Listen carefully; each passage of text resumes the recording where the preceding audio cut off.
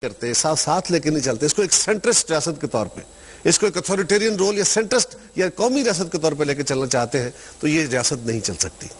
हमारे यहाँ जब जब यहाँ पे मार्शल लॉ लगे या जो आमरीतें आई, उन्होंने जो रियासत के अंदर सिस्टम खड़ा किया वो सेंट्रिस्ट था और उसकी बुनियाद के ऊपर पाकिस्तान के वफाक और वफाकी यूनिट्स के यानी सूबों के दरमियान आपस में इख्तिलाफ राय था, तकसीम इख्तियारात पे भी था, तकसीम वसाइल पे भी था और पाकिस्तान के आइन के अंदर वो तरमीम कर दी गई थी जिसकी बदौलत पाकिस्तान की फेडरेशन वो फ्रैक्चर हो गई थी। चाह रहे हैं कि आपने 18वीं तरमीम करके इन तमाम सवालात का जवाब मैं इस एक जुमला सिर्फ इससे और आगे कहूंगा कि हमने ये सवाल एड्रेस किए इसलिए कि पहले अपने घर बचाना होता है। क्राइसिस आ गया है, पहले आप घर बचाते हैं, फिर घर की तज़यीन और आराइश भी करनी होती है, उसमें खुशहाली भी लानी होती है।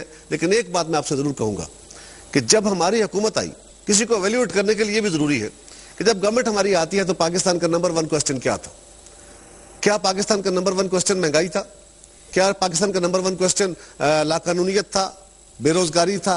पाकिस्तान का नंबर 1 क्वेश्चन दहशतगर्दी था। आप, मैं, पाकिस्तान का सारा मीडिया, पाकिस्तान के लोग ये कह रहे थे, इंटरनेशनल मीडिया भी कह रहा था कि दहशतगर्द फैलते जा रहे हैं, वो सवात तक पहुंच गए हैं, 60 किलोमीटर दूर रह गए हैं, पाकिस्तान एक एटमी पार है, वो 60 किलोमीटर एक हफ्ते या 10 दिन में तय कर लेंगे। मेरी कायद ने अपने आखिरी तकरीर में इसी शहर में अपनी आखिरी तकरीर में किस चीज पे एम्फेसिस किया था? अवाम के हुकूक पे भी किया था, बिजली की लोड शेडिंग पे भी किया था, सब पे किया था। लेकिन जिस बात पे इसरार देके कहा था वो कहा था ये चाहते हैं कि सवात पे पाकिस्तान का झंडा ना लहराए। मैं लहराऊंगी, आप लहराएंगे। इस मंशूर में सबसे पहले बात लिखी है, इल्म रोशनी सबको काम, रोटी कपड़ा और मकान मांग रहा है इंसान। मेरा सवाल पहला ये है कि आज जब 4 साल आपके पूरे हो गए, इसके बारे में आपके पास क्या जवाब है? इफ्तिखार साहब, मैं जो बात कर रही थी इस पे आ रहा था मैं, और मैं इसमें थोड़ा सा इजाफा करना चाहूँगा। आपने कहा कि चूँकि इंतखाबी नताइज की नोयत भी हमें देखनी पड़ेगी।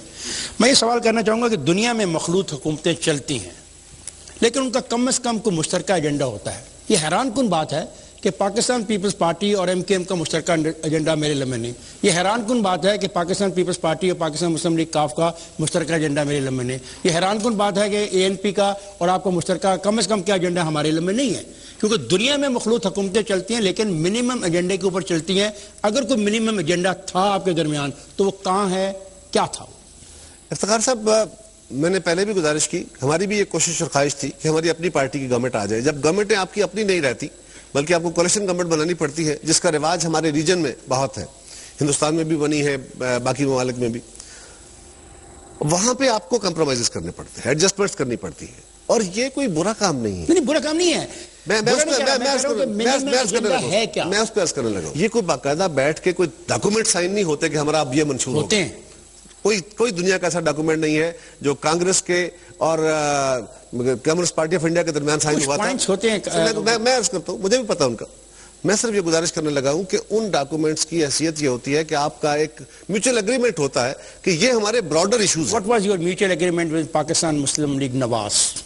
हमारा उनके साथ म्यूचुअल एग्रीमेंट यह था कि हमने पाकिस्तान को, उनके साथ का बल्कि हमारा डॉक्यूमेंटेड है ना, दैट इज COD। और पाकिस्तान मुस्लिम लीग कायदे आज़म के साथ आपका क्या था? एक ऐसी जमात जिसको आपने अपनी तकारीर में कातिल लीग कहा 2008 में और लोगों से वोट लिए। बिल्कुल कहा। देखिए इफ्तिखार साहब, हमने PMLQ को कातिल लीग कहा, बिल्कुल कहा, और हमने PMLN को भी बहुत कुछ कहा, उन्होंने भी बहुत कुछ कहा, हमने MKM को भी बहुत कुछ कहा। और ये बहुत कुछ कहने का रिवाज ही तो हमने इस सियासत के अंदर खत्म किया है। हमने रिकंसिलिएशन की जो पॉलिटिक्स की है, आज जिन मुकदमात का हमें सामना है, जिनके बारे में खुद मियां नवाज शरीफ साहब कह चुके हैं कि मुझसे ये गलती कराई गई थी और हमने ये गलत एक दूसरे के साथ किया था, ये भी तो हमारा एक दौर था। हम 90 की उस सियासत को अब खत्म भी करना चाहते हैं। MKM के साथ क्या चीज है जो आपको लिए जा रही है? और कराची में कत्ल भी हो रहा है, गोली भी चल रही है, लोगों की जिंदगियों से भी खेला जा रहा है और आप उनके साथ हुकूमत भी कर रहे हैं।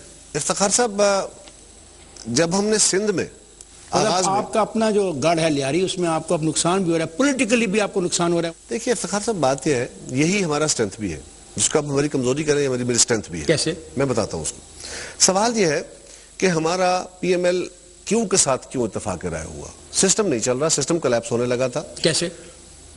अगर हमारी गवर्नमेंट मेजॉरिटी में ना रहती तो फिर क्या होता? तो सिस्टम तो कोलैप्स नहीं होता, आप चले जाते, कोई और जमात आ जाती। और जमात में तो किसी पर पोजीशन थी नहीं, अगर कोई और होता तो आके वो कोलिशन बना के आ जाता। देखिए ना, ये बात आप साफ आपने ये कब से समझना शुरू कर दिया कि अगर आप रहेंगे तो सिस्टम रहेगा? मैं नहीं करता, मैं सिस्टम ये नहीं कह रहा कि हमारे जाने से सिस्टम सारा डिरेल हो जाता। मैं, हाँ, अगर किसी को भेजा जाए तो उससे सिस्टम डिरेल जरूर होते हैं। अगर आप बाकायदी कानून के तहत, अगर हमारे पास मेजॉरिटी नहीं रहती